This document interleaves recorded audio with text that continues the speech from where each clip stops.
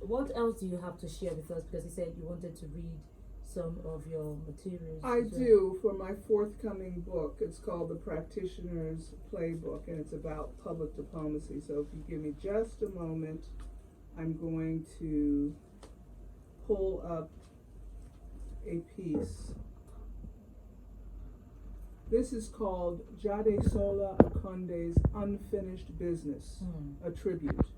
It's dated May 9th, 2008. I first met Professor Jadesola Akonde in the visitors' lobby of the U.S. Consulate General in Lagos in April of 1990. I was a State Department desk officer covering human rights and democratization issues, and I was on an orientation tour that would take me to 7 African nations. I distinctly remember Professor Akonde. She represented the Nigerian Association of University Women, a non-governmental organization which had received a small State Department grant to advance voter education.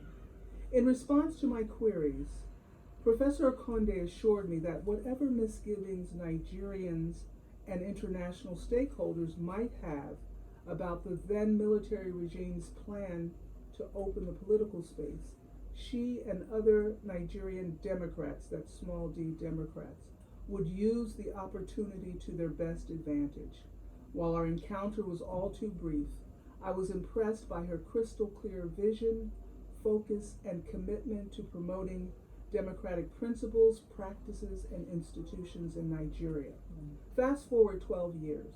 Shortly upon returning to Nigeria as public affairs officer, our then Consul General Robin Henson Jones hosted a small dinner inviting some of Nigeria's most august men and women.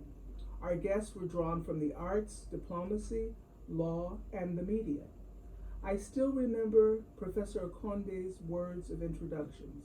Quote, "I am an unrepentant feminist," end quote.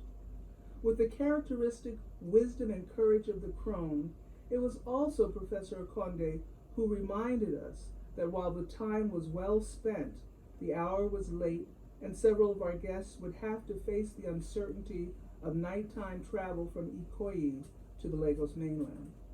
Professor Akonde became a mentor, a friend, and confidant. I tapped the veritable fount of her wise and incisive mind in my efforts to understand the intricacies of Nigeria.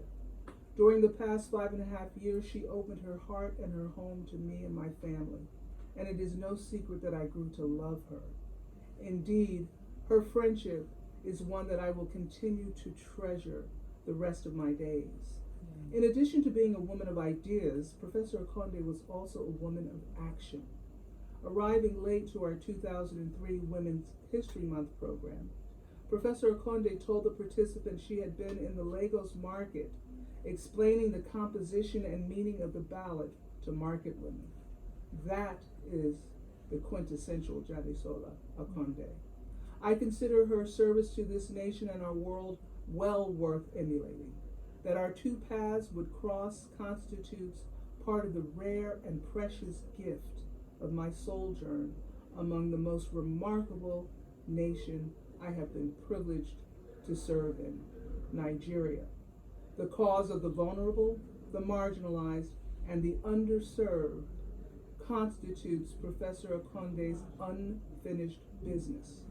Those of us who knew and loved her must commit ourselves to completing the noble tasks she championed. The Akonde family has approved the content of this tribute. Atima Neda George is the U.S. Counselor for Public Affairs and the Yeye Araba of the source. Wow, that's really a nice tribute, really. Now, I just want to say a very big thank you for coming to the radio.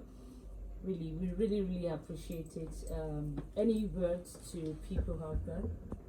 Well, I want to thank Nigeria for its many gifts. I have a children's book that I hope will be published next year called All My Children Brought Names from Heaven. I have Aino, Taiwo Kenge, and Ido Wu. So that's one. Yesterday, I had the opportunity to visit